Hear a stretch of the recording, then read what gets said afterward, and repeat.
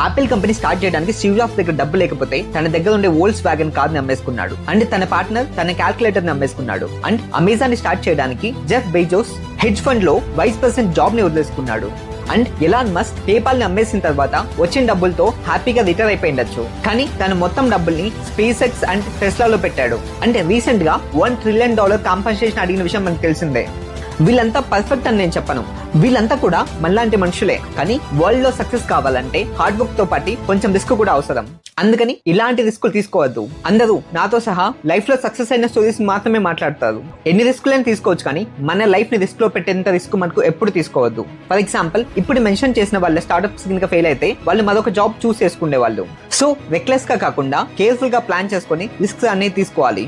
చాలా మంది ఒక 5 years లేదా 10 years తర్వాత వాళ్ళ డ్రీమ్ ని స్టార్ట్ చేద్దాం అనుకుంటారు. కానీ ఒకటి గుర్తు పెట్టుకోవాల్సింది ఏంటంటే, ఇప్పుడు మనం కొద్దిగానే చేయకపోతే అప్పుడు అసలే చేయం. ఫర్ ఎగ్జాంపుల్, రీసెంట్ గా ఒక ఆయన తక్కువ ఏజ్ లోనే రిటైర్ అయ్యారు. అండ్ ఆయన షేర్ చేసుకుంది ఏంటంటే, ముందు ఎలాగైతే తన జిమ్ కి వెళ్ళట్లేదో ఇప్పుడు కూడా వెళ్ళలేకపోతున్నాడంట. ఈవెన్ దో ఆయన కంప్లీట్ టైం ఉన్నా సరే. సో స్లోగా అయినా సరే, కొన్ని సాక్రిఫైసెస్ ఉన్నా సరే, మనకు కావాల్సిన దాన్ని మెల్లిమెల్లిగా రిస్క్ తీసుకొని ట్రై చేస్తూ ఉండాలి.